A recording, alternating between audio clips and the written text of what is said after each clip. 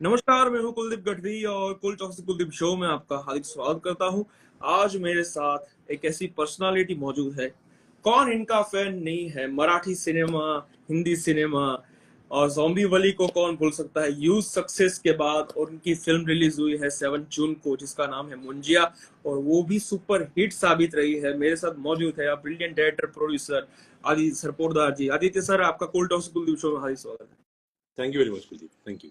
Sir, इतनी मुंजिया की इतनी ह्यूज सक्सेस के बाद कितने एक्साइटेड हैं आप? पूरी टीम काफी एक्साइटेड है। मैं भी हूँ। मैं एक्चुअली हम कल दिल्ली में थे। कल हम दिल्ली में प्रमोशंस करके आए थे, तो वहाँ भी बस बहुत अच्छा है। महाराष्ट्र में तो है ही, बिकॉज ये फिल्म का जो बैकड्रॉप है, जो फिल्म के एक बेसिक सेटअप है, वो महाराष्ट्र ही है। कोंकण से आने वाली कथा है, तो हम कॉन्फिडेंट थे कि यहाँ पे तो फिल्म को रिस्पॉन्स अच्छा मिलेगा। बट एक्चुअली बहुत सरप्राइज है कि महाराष्ट्र के बाहर भी उसको बहुत अच्छा रिस्पॉन्स मिल रहा है। जैसे चेन्नई जो सेंटर है तमिलनाडु का, अपना कर्नाटक सेंटर्स है, बेंगलोर के कुछ सेंटर्स है, हैदराबाद है, बहुत अच्छा रिस्पॉन्स मिल रहा है वहाँ पे। अराउंड 70% कैपेसिटी प्लस में थिएटर्स वहाँ पे फुल हो रहे हैं। इनफैक्ट कल मंडे था, तो हमें देखना था कि मंडे को एक्चुअली ऑडियंस आती है कि नॉर्मली क्या वीकेंड को आती है, बट छुट्टी होती है तभी। और फैमिली ऑडियंस है हमारी, तो वही देख रहे थे कि मंडे को अभी बहुत सारे स्कूल शुरू हो रहे हैं, तो ऑडियंस आ रही है क्या। पर एक्चुअली कल का करेक्शन फ्राइडे उतना ही था, तो which is a very very good sign for us. तो ऐसे दिख तो रहा है कि लोगों को फिल्म बहुत पसंद आ रही है। बिल्कुल सर, बिल्कुल। और आज 20 करोड़ के ऊपर क्रॉस कर गई है फिल्म। एक्चुअली कल हमारा 20 का हुआ था, आज आई थिंक 24 तक का यानी फ्राइडे मंडे का मिला के 24 तक का आंकड़ा जाएगा। बिल्कुल सर। सर, मुझे ये पूछना हो कि आप दो फिल्म में से कौन सी फिल्म चूज करोगे, ज़ॉम्बी वाली या मुंजिया? आप ऐसे है ना कि आप अपने बच्चों में से आप चूज करने को बोलते हो, ऐसे तो पॉसिबल नहीं है। Because see already what zombie दोनों भले ही हॉरर कॉमेडी है। ज़ॉम्बी बहुत नीश जॉनर फिल्म थी, बिकॉज ज़ॉम्बी फिल्म थी, ज़ॉम्बी के बारे में फिल्म थी। हमने ज़ॉम्बीज को देखा था इसके पहले। मुंजा ऐसी चीज है ना जो किसी ने कभी देखी ही नहीं थी। ये मुंजा जो क्रीचर है ना, जो इतना नया है सब सिनेमा के हिसाब से, तो उस हिसाब से मैं बोलूंगा मुंजा ज्यादा इनोवेटिव फिल्म है। पर ज़ॉम्बी मराठी के हिसाब से काफी जॉनरा ब्रेकिंग फिल्म थी। तो दोनों मेरे लिए बहुत इंपॉर्टेंट थे, बिकॉज एक्चुअली टेल यू, मैंने ये कहा था पहले, पर ये बहुत सारे लोगों को पता नहीं है कि ज़ॉम्बी फिल्म बनी थी लॉकडाउन में। बिकॉज ज़ॉम्बी फिल्म बनी थी लॉकडाउन के फ्रस्ट्रेशन में, कि हम सब घर पे अटके थे। मेरी पूरी टीम, मेरे एडीज, मेरे टेक्नीशियन, सब घर पे 2-2 महीने हम बंद थे घर पे एक्चुअली, फर्स्ट लॉकडाउन के वक्त। और हमने सोचा था कि यार बाहर निकल के फिल्म बनाते, कौन सी फिल्म बनाए। तो मैं बोला हमें ना ज़ॉम्बीज जैसे हम लग रहे हैं, बिकॉज हम यहाँ पे वायरस फैल रहा है और सब घर पे अटके, और बाहर निकले तो आप इन्फेक्ट हो जाओगे। तो यार ज़ॉम्बी फिल्म बनाते, बिकॉज ये रिलेट कर पाएंगे लोग अभी। और इसलिए वो फिल्म बनी थी। तो उसका इंटेंशन बहुत अलग था फिल्म बनाने का। ये फिल्म बनाने का इंटेंशन बहुत अलग था। वो मराठी फिल्म थी, एक हिंदी फिल्म है, तो बहुत बहुत डिफरेंट फिल्म है दोनों। बिल्कुल सर। सर, मुंजिया को क्रिएट करने में कितना टाइम लगा? उनका कैरेक्टर को क्रिएट करने में नियरली 1 साल गया हमारा, क्योंकि मैंने फिल्म पे काम शुरू किया था 2022 में। एक्चुअली 2022 में मैंने फिल्म की स्क्रिप्ट पे काम शुरू किया था, तभी से मुंजा पे काम शुरू हुआ था। बिकॉज हमें मुंजा कैसे दिखेगा, वो कैसे बोलेगा, वो कैसे मूवमेंट करेगा, उसकी टेम्परामेंट क्या होगी, ये थोड़ा सा स्क्रिप्ट से ही आते गया। और फिर मेरी जो टीम थी टेक्नीशियंस की, जिन्होंने मुंजा डिजाइन करने में हेल्प की मेरी, उसमें एक बहुत बड़ा नाम है ब्रैड मिनिक का। ब्रैड मिनिक एक्चुअली मेरे वीएफएक्स हेड है, सुपरवाइजर है, जो गाइड करते गए हमें। बहुत नामचीन हॉलीवुड के वो वीएफएक्स सुपरवाइजर है। तो उनको हमने यहाँ इंडिया में बुलाया, यहाँ पे हमारे साथ उन्होंने टाइम स्पेंड किया, और यहाँ पे हमने बिल्ड किया मुंजा का डिजाइन। तो वो डिजाइन बनने से एक्चुअल आपको एनिमेशन में मूवमेंट वाला मुंजा फिल्म में देखने तक जो उसकी जर्नी होती है, वो 1 साल की थी। बिल्कुल सर। सर, मेरा सवाल ये था कि कमर्शियल फिल्म्स और ओटीटी में क्या आपको डिफरेंट है? क्योंकि आजकल, क्योंकि ऑडियंस का टेस्ट बिल्कुल डिफरेंट हो चुका है, उनको हाँ, थिएटर तक बहुत मुश्किल हो चुका है, तो इसमें आप क्या कहेंगे सर? देखो कमर्शियल फिल्में ना, आप कमर्शियल किस बेसिस पे अभी हम कह सकते हैं, because Munjya is again a very big example. आप वो एंटरटेनमेंट, ऐसी कमर्शियल फिल्में का कैसी कमर्शियल बनती है, जब भी वो पैसा कमाती है तो ही वो कॉमर्स आता है उसमें। तो हम पहले ही उसको लेबल लगा देते कि ये कमर्शियल फिल्म है, तो वैसे होता नहीं है। हम मास एंटरटेनमेंट की तरफ जाते हैं। हम सोचते हैं कि चलो ये फिल्म जो एंटरटेन करेगी सबको, उसको हम कमर्शियल फिल्म कहते हैं। पर बहुत बार अभी हमने देखा है पिछले 2 साल में कि उन फिल्मों ने भी बिजनेस किया नहीं है, क्योंकि हम एज अ फिल्म ऑडियंस भी ना सेम टाइप की फिल्में देखना पसंद नहीं करते। तो अभी मुझे लगता है कमर्शियल फिल्म में कौन सी हो सकती है जो थोड़ी आउट ऑफ द बॉक्स हो, थोड़ी अलग हो, पर जो फैमिली एंटरटेनमेंट प्रॉमिस करे, कि एक पूरे ग्रुप के साथ जाके देख के आप फिल्म एंजॉय कर पाओ, या आप दोस्तों के साथ एक ग्रुप बना के फिल्म एंजॉय कर पाओ, ऐसी फिल्म अगर हो ना तो वो कमर्शियल फिल्म होती है। तो मुझे लगता है कि ये फिल्में एक अलग किस्म की फिल्म है, जहां पे आप ट्रेलर देख के ही तय कर लेते हो मन में कि मैं अकेला नहीं देखूंगा, मैं एक ग्रुप के साथ देखूंगा। मैं अभी देख रहा हूँ ना मुंजा के वक्त भी, या जैसी फिल्में जो चली है इस टाइम, जो पिछले 1.5-2 साल में चली है। मैंने एक रेफरेंस दूंगा आपको, मैं एक मलयालम फिल्म ऐसे ही देखने गया था, मंजूमल बॉयज नाम की।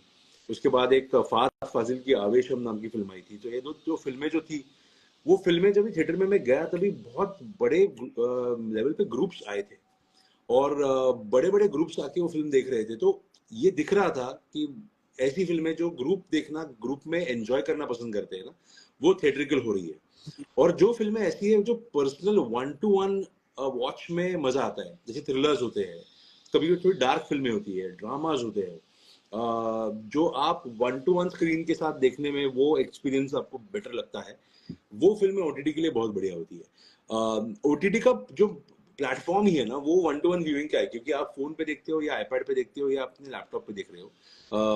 टीवी पे भी अगर देखते हो तो आप एक दो लोग मिलके देखते हो, तो आप ऐसे पूरा ग्रुप इकट्ठा होके 10-12 लोग को जमा करके आप टीवी पे फिल्म बहुत कम बार देखते हो। तो वो फिल्में अलग होती है, वो सीरीज ड्रामा, उसका कंटेंट अलग होता है। तो मुझे लगता है ये बाइफर्केशन जॉनर का बहुत क्लियर है, और अगर हम ये समझ के चले तो फिल्म कौन सी थिएटर में चलेगी और कौन सी ओटीटी पे चलेगी वो दिखता है। बिल्कुल सर। सर, कुछ ऑडियंस को पता नहीं है कि मुंजिया का मतलब क्या होता है, तो वो आप बता आपको मैं सकते बता दूं, एक्चुअली ना बहुत इंटरेस्टिंग ये सवाल है, बिकॉज हमने जब भी फिल्म पे काम शुरू किया था तभी किसी को नहीं पता था मुंजा का मतलब क्या है। बिकॉज बहुत कम लोग हैं जिनको मुंजा के बारे में पता है, बहुत कम। जो मैं कोंकण से आता हूँ, मुझे मेरा बहुत कनेक्शन स्ट्रांग है कोंकण से, मुझे मुझे वो एरिया बहुत पसंद है। अभी वहां पे जाता हूँ तभी मुंजा के रेफरेंसेस मैंने सुने हैं। पर वहां से जो लोग नहीं आते ना, उनको मुंजा के बारे में पता नहीं है। तो तभी मैंने बहुत एजुकेट करने की कोशिश की थी शुरुआत में टीम मेंबर्स को, फिल्म के थ्रू। आप देखोगे तो फिल्म में भी एक दो काफी सीक्वेंसेस है जहाँ पे मुंजा को एक्सप्लेन किया जाता है। वो सत्यराज जी का सीन भी है जहाँ पे वो बताते हैं मुंजा है क्या, तो लोग समझ पाएंगे कि एग्जैक्टली मुंजा है क्या। तो वो था। अभी फिल्म रिलीज होने के बाद मैं यूट्यूब पे देख रहा हूँ, इतने सारे वीडियोस बने हैं लोगों के कि मुंजा क्या है के बारे में। आप अगर यूट्यूब पे जाओगे और मुंजा टाइप करोगे तो आपको कम से कम 20-25 वीडियोस मिलेंगे जो लोगों ने बनाए मुंजा क्या है एक्सप्लेन करने में। तो अभी थोड़ा काफी लोग समझ गए मुंजा क्या है, पर मुंजा के ओवरऑल विविड कंसेप्ट ये है कि जो मान्यता है हमारी, जो फोकलोर है कोकण का, वो ऐसा है कि अगर नॉर्मली जो पूरे वहां पे ब्राह्मण कम्युनिटी बहुत बड़े तादाद में रहती है, और वहां पे उसमें ऐसा होता है कि लड़के की थ्रेड सेरेमनी की जाती है अगर बच्चा, जब भी वो 8-10 साल का होता है, जब भी वो बड़ा होने वाला है, तो थ्रेड सेरेमनी जैसे जिसको उपनयन संस्कार बोलते हैं, कि जहाँ पे आपको इसका सिर मुंडवाया जाता है, या आपको वो जो व्हाइट थ्रेड है जो पहनते हैं, और आप ब्रह्मचार्य की तरफ बढ़ते हो, आप शिक्षण की तरफ बढ़ते, शिक्षा की तरफ बढ़ते हो, आप एक गुरु के घर में जाके आप वहां पे पूरा सब गृहस्थी को त्याग करके आप वो एक स्टूडेंट बन जाते हो। तो वो फेज जनरेशन से चलती आ रही है और अभी भी लोग करते हैं। पर एक समझ ऐसी है कि अगर वो सेरेमनी के 10 दिन पूरे होने के पहले अगर वो लड़का मरता है, तो उसकी बहुत सारी अतृप्त इच्छाएं पूरी जो नहीं हुई है वो रह जाती है। तो इसलिए ना उसकी जो आत्मा भटकती है, तो इसलिए उसको एक पेड़ के नीचे उसको दफनाया जाता है, उसकी अस्थियों को। और समझ ऐसी है कि वो उस पेड़ पे रहता है, वो पीपल का पेड़ होता है। तो रात को हमें बताया जाता था कि पीपल के पेड़ के नीचे अगर जाओगे तो मुंजा आपको आके आपकी वार करेगा या आपको छीन के लेके जाएगा। ये तो बच्चों के की कथाएं है। तो बच्चे जब भी रात को सोते नहीं है तो उनको ये बोला जाता है, या अगर बच्चे बाहर ना जाए या कहीं गुम ना हो जाए, तो ये गाँव की स्टोरीज है, यहाँ से आया वो मुंजा है। हैं। बिल्कुल सर। सर, मराठी सिनेमा और हिंदी सिनेमा में आप क्या डिफरेंस देखते हैं? सिनेमा एक्चुअली ना देखो, प्लेटफॉर्म अलग है, लैंग्वेज अलग है, इसलिए आपके ऑडियंस बेस अलग है। हिंदी का रीच बहुत बड़ा है, बिकॉज हिंदी भाषिक लोग बहुत बड़े लेवल पे ऑल ओवर द वर्ल्ड मिलते हैं, भारत में तो है ही। मराठी के जो लैंग्वेज का एक लिमिटेशन होता है कि जहाँ पे मराठी बोलने वाले जो प्रांत है, मराठी जहाँ पे लोग जाके बसे हैं, वहां तक उसकी ऑडियंस लिमिट होती है। भले मराठी सिनेमा में भी ऑडियंस बहुत बड़े लेवल पे, क्योंकि महाराष्ट्र एक बहुत बड़ा सेंटर है। महाराष्ट्र का आप अगर आप मुंबई और पूना सेंटर देखोगे तो वो हिंदी सिनेमा के लिए भी बहुत इंपॉर्टेंट सेंटर्स है। तो सिनेमा गोइंग ऑडियंस तो है ही, बट नंबर या आप क्वांटिटी बोलोगे तो उसमें बहुत फर्क पड़ता है, रीच में बहुत फर्क पड़ता है। सिनेमा की अब बात करोगे तो मुझे लगता है देखो अच्छा सिनेमा होता है, उसको लैंग्वेज की परिभाषा का आप लगाओगे तो फिर वो लिमिटेशन नहीं होती, because it's a visual audio medium. तो आप भले मलयालम बोलो, तमिल तेलुगु बोलो या मराठी बोलो, आपकी अगर अच्छी फिल्म है तो वो कहीं भी बनाओ आप, वो लैंग्वेज बाउंड नहीं होती। तो मुझे वो नहीं लगता कि मैं कंटेंट में अलग देखता हूँ मराठी और हिंदी को। ऑडियंस तो वही है, इसलिए मुझे अभी और लग रहा है कि जैसे मुंजा जैसी फिल्में हैं, या बहुत सारी अभी लापता लेडीज आई थी, मडगांव एक्सप्रेस थी, या ट्वेल्थ फेल थी, ये जो फिल्में अच्छी चल रही है बॉक्स ऑफिस पे, ये बहुत कंटेंट ड्रिवन फिल्में हैं। मराठी में ना हम सालों से सिर्फ कंटेंट ड्रिवन फिल्में ही बनाते आए, बिकॉज हमें पता है कि मराठी में content is king for us. हम कभी एक्टर्स को स्टार्स के पहले हमने स्क्रिप्ट को स्टार समझा, और हमारे एक्टर्स भी इतने काबिल है कि उनको पता है कि अगर स्क्रिप्ट अच्छी हो तो हमें उसमें काम करना है। तो वो बात मैंने मराठी में बहुत नजदीक से देखी और हिंदी में अभी वो होते हुए देख रहा हूँ। तो मैं जो ट्रांजिशन कर रहा हूँ अभी हिंदी में, वो इस दौर में ट्रांजिशन कर रहा हूँ जहाँ पे वो समझ बहुत क्लियर आ चुकी है कि अच्छे एक्टर्स को अच्छी स्क्रिप्ट चाहिए, उनको सिर्फ एक फिल्म का हिस्सा नहीं बनना जहाँ पे बजट सिर्फ ज्यादा है। और वो दौर हिंदी में था जो हिंदी को मराठी से बहुत अलग करता था। अभी वो दौर थोड़ा बदल रहा है और हम देख रहे हैं कि ऑडियंस होशियार होते जा रही है। तो अभी मुझे डिफरेंस नहीं दिख रहा है इतना, और आई एम ग्लैड कि वो अभी डिफरेंस बहुत कम है। बिल्कुल सर। सर स्पॉइलर में देना तो नहीं चाहता था, पर वरुण धवन ने ऑलरेडी स्पॉइलर दे दिया है हाँ। भेड़िया 2 के यस। लिए। यस। क्या का और मुंजा का क्या? देखो मुंजा का भेड़िया से कनेक्शन क्या है, भेड़िया का स्त्री से कनेक्शन क्या है, स्त्री का मुंजा से कनेक्शन क्या है, ये आपको थोड़े आने वाले दौर में तो समझ में आएगा। कनेक्शन समझ में डेफिनेटली आएंगे, कनेक्शन तो है, इसलिए तो वो सीन्स है। अभी स्त्री 2 आएगी, तभी स्त्री 2 में आप देखोगे कि कैसे वो कनेक्शन बन रहे हैं।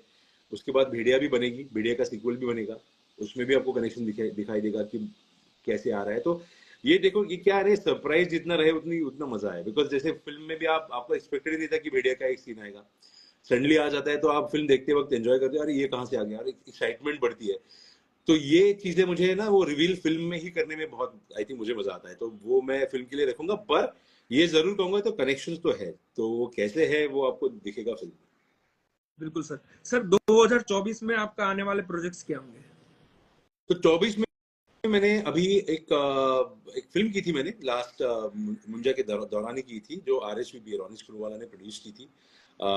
ककूड़ा नाम की फिल्म है जिसमें रितेश देशमुख और सोनाक्षी सिन्हा है, साकिब है, आसिफ है। तो ऐसे एक बहुत इंटरेस्टिंग कास्ट है, और वो भी एक हॉरर कॉमेडी, वो कॉमेडी बोलूंगा मैं, इट्स अ कॉमेडी फिल्म, थोड़ी सुपरनैचुरल स्पूकी कॉमेडी फिल्म है। उसमें भी थोड़ा अर्बन लेजेंड फोकलोर का एक सेटअप है। पर ये जहाँ जैसे मुंजा में तो मेन कैरेक्टर ही आपका उस पे ही फिल्म है, तो वो वैसी नहीं है, वो थोड़ी एक इंटरेस्टिंग कथा है। वो स्ट्रेट टू OTT फिल्म थी, बिकॉज हमने वो शूट भी की थी इसको ध्यान में रख के कि इसकी OTT रिलीज होगी और उसको वैसे वैसे ही उसको पेश करना है।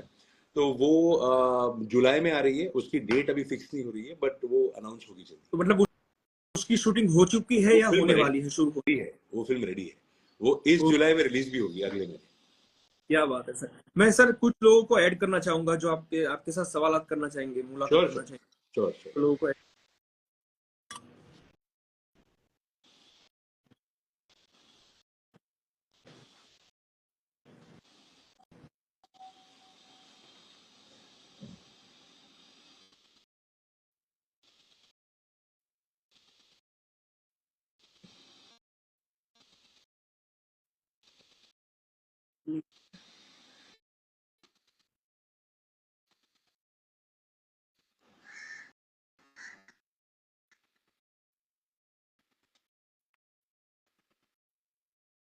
काफी सर काफी वो ज्वाइन नहीं ठीक है, करके। नो। हाय विनीत। काफी दोस्त भी आ रहे हैं मेरे ऑनलाइन, तो मैं उनको जरा ट्रेंड और ट्रेंडिंग कितना इंपॉर्टेंट होता है, आपको क्या इसके लगता है सर? क्या मैं आपका वॉइस क्रैक हो रहा था। जी सर, क्लियर आ रहा है आवाज सर? हाँ अभी आ रहा है। मेरा ये सवाल था कि डायरेक्टर और प्रोड्यूसर के लिए टैलेंट और ट्रेनिंग कितना इंपॉर्टेंट होता है sir? Talent, talent in terms of और कास्टिंग, कास्टिंग की बात जी करें। जी, टैलेंट और ट्रेनिंग कितना इंपॉर्टेंट होता है सर? बहुत ज्यादा टैलेंट, क्योंकि टैलेंट पे तो सब निर्भर है। आप फिल्म देखने जाते हो, आपको अगर जो एक्टर्स वहाँ पे एक्टिंग कर रहे हैं, अगर उनका परफॉर्मेंस ही अच्छा नहीं लगा तो फिल्म वर्क ही नहीं होती है। कितना भी आप उस पे काम कर लो फिल्म पे, actually eventually it is driven by performances. मेरी एक दोस्त है तृप्ति, उन्होंने पूछा है कि ज़ॉम्बी 2 कभी करेंगे। तृप्ति, ज़ॉम्बी 2 चलो कल शुरू करते हैं। I am looking forward to that film. बहुत मजा आया था हमें फिल्म बनाने में, और जो प्रोड्यूसर्स थे उनके भी दिमाग में था, पर वो रह गया था प्लान। अगर उनका मन हो तो वी डू इट। बिल्कुल सर। ये सर भूमानी है, अहमदाबाद से हैं और ये hello, influencer. Hi sir, hi hi. केम छो? मजाમાં। Okay sir, first of all तो कॉन्ग्रेचुलेशंस कि आपकी मूवी ब्लॉकबस्टर हिट रही है और थैंक यू बहुत वेरी सारा मच। प्यार मिल रहा है। और रिसेंटली मैं भी यही पूछने वाली थी कि मुंजा का मीनिंग क्या है, लेकिन आपने वो बता दिया।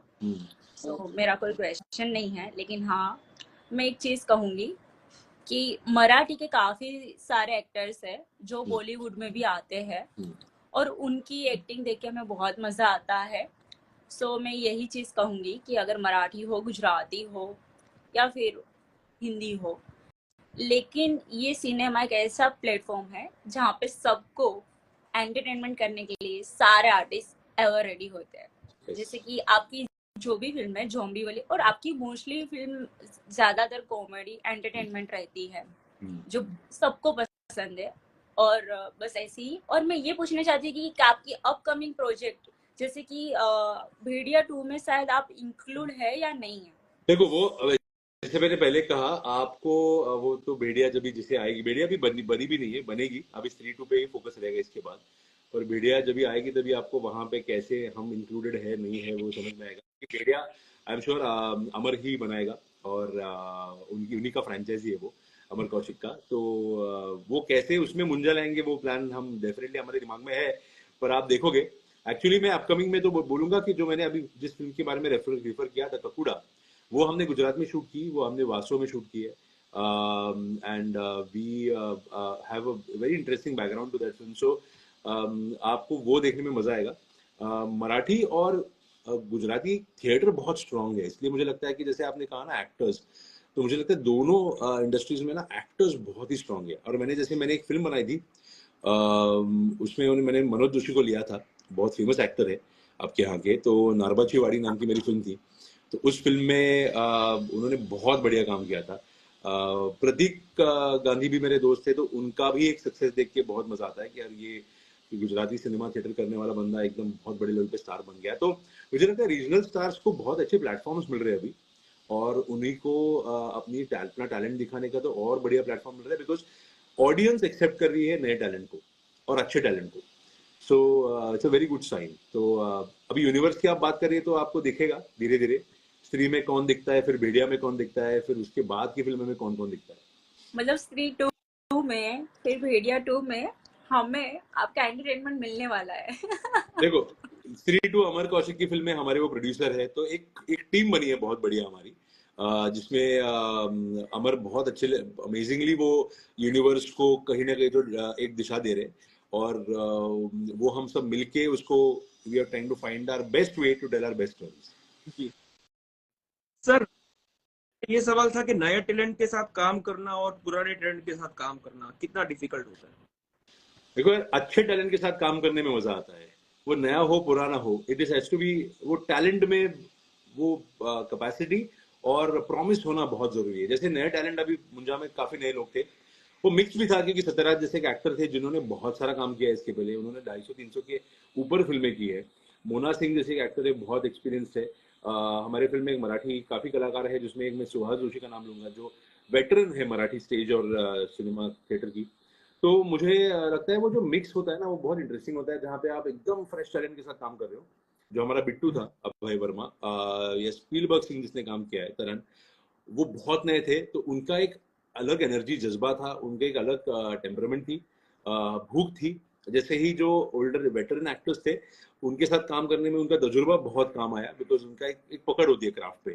तो मुझे लगता है कि जो ना एक एनर्जीज होती है वो बहुत इंपॉर्टेंट होती है, कि एक्टर की जो वो फिल्म को कमिट करता है, जो आता है, जिस एक्साइटमेंट के साथ वो अपना रोल करता है ना, तो उसमें बहुत इंपॉर्टेंट है कि भले वो वेटरन हो या नया हो। बहुत सीखने लायक बात थी इन न्यू कमर्स को, जब भी उन्होंने देखा कि सत्यराज जैसे एक्टर जो जिन्होंने कटप्पा किया है, जो बहुत बड़े स्टार है अभी, वो उतने ही कमिटमेंट से अपना रोल कर रहे थे, उतने कमिटमेंट से डायलॉग्स पे बैठ के काम कर रहे थे। लैंग्वेज का उनको बैरियर था क्योंकि उनको हिंदी फर्स्ट लैंग्वेज तो है ही नहीं, दूर दूर का उनका कनेक्शन हिंदी लैंग्वेज से नहीं है, पर वो सीख रहे थे, वो रट रहे थे, डायलॉग जो बोल के दिखा रहे थे। तो मुझे याद है कि मेरे दो जो नए एक्टर्स थे, अभय और करण, उन्होंने वो देख रहे थे और मुझे आके बोला कि सर ये हमारे अगर इस उम्र में इतनी तजुर्बे के साथ अगर हम में इतना भी एक्साइटमेंट होना काम करने का, तो we will think we have made it. तो वो इंस्पिरेशनल होता है बहुत, एंड आई थिंक मजा भी आता है ऐसे लोगों के साथ काम करना। बट आई फील टैलेंट में भूख होनी जरूरी है। टैलेंट में हमेशा खुद को कुछ अलग हिसाब से, अलग ढंग से परखने की उनकी वो भूख जरूरी है। तो वो एज ए डायरेक्टर बहुत मायने रखता है। बिल्कुल सर। सर तो मोटी का सवाल, आदित्य सर, आपने भी गुजराती बोलना ट्राई किया होगा ना? मैं गुजराती समझता हूँ, मैं बोल नहीं सकता अभी। आप अगर गुजराती में बात करेंगे तो मैं एग्जैक्ट समझ जाऊंगा कि आप क्या बोल रही है। बट मेरे एक्चुअली पूना में भी, जब मैं पूना से आता हूँ तो मेरे काफी गुजराती दोस्त है पूना में। कल्चरली ना मुझे लगता है बहुत सिमिलर कल्चर है महाराष्ट्र का और गुजरात का। तो वो कनेक्शन बहुत फास्ट बनता है कि आपके लाइक्स डिसलाइक्स बहुत कॉमन दिखते हैं आपको, जिस हिसाब से आप त्योहार सेलिब्रेट करते हो, जो एक्साइटमेंट होती है।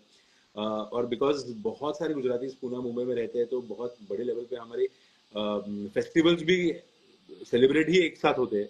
तो मुझे लगता है कि वो समझता मैं बहुत अच्छी तरह से। तो आप अगर गुजराती में बात करोगे मैं समझ जाऊंगा, बट अगर बोलने के लिए कहोगे तो मैं बहुत बड़ी मिस्टेक करूंगा अगर मैं बोलने अटेम्प्ट भी करूँ तो आपका कहना क्या है कि गुजराती सीखना इजी है या मराठी सीखना इजी है? दोनों देखो लैंग्वेज में इजी लैंग्वेज कौन सी मुझे तो मराठी आता है, तो मैं मराठी सीखना इजी है कि नहीं, अगर नहीं अगर जैसे हम नॉन मराठी, ठीक है, और अगर देखो हमें मुझे लगता है, देखो मराठी की जो टेक्स्ट है वो देवनागरी है, जो हिंदी की बहुत क्लोज है। गुजराती अगर लिखना चाहोगे तो आपको गुजराती बहुत ग्राउंड से सीखनी पड़ेगी, आपको गुजराती लिखना इजी है नहीं। तो अगर मराठी पढ़ना चाहो तो आप मराठी इजीली पढ़ सकते हो, बिकॉज आपको वो देवनागरी स्क्रिप्ट तो आती है। बिकॉज आपको हिंदी पढ़ना अगर आता है तो गुजराती पढ़ना थोड़ा डिफिकल्ट होता है, वो सीखना पड़ता है। तो वैसे मैं बोलूंगा फिर मराठी मेरे लिए तो इजियर ही पड़ेगा गुजराती से।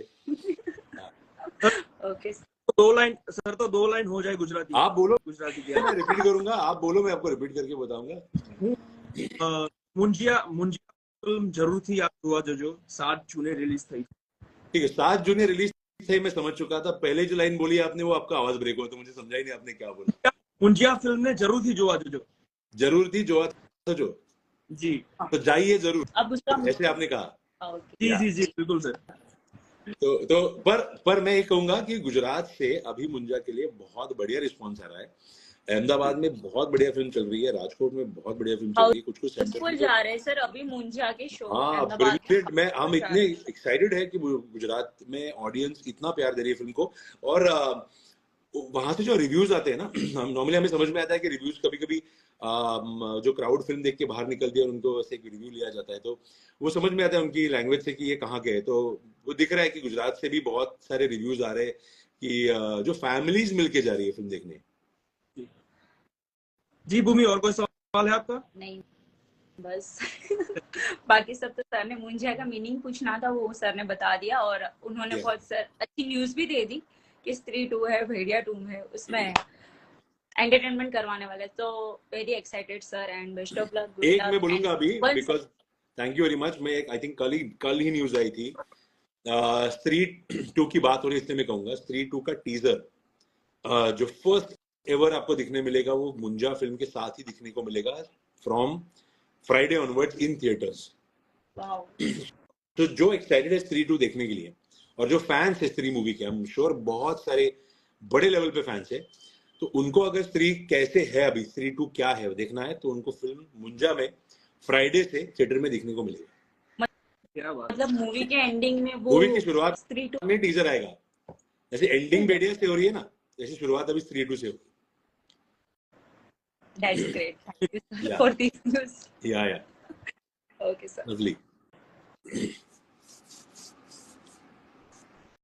तो सर तो क्या मुंजिया के बाद? मुंजा के बाद जैसे मैंने कहा ये सारी फिल्में हैं अभी अभी तो ऐसे ही है कि फोकस मुंजा है। मुझे लग रहा है कि अभी फिल्म का जस्ट चौथा पांचवा दिन है, तो इट इज टू अर्ली। अभी भी बहुत बड़े लेवल पे फिल्म को एक अपनी जर्नी कंप्लीट करनी है। नॉर्मली फिल्म 30, 35, 40 दिन तो फिल्म थिएटर में रहनी चाहिए। हमारी इच्छा तो यही होगी कि फिल्म 40-45 दिन तक तो थिएटर में रहे और लॉन्गर रन अपना अच्छा कंप्लीट करे। फैमिलीज भी आए फिल्म देखने और बहुत बड़े लेवल पे फिल्म को प्यार जो मिल रहा है वो मिलते ही रहे।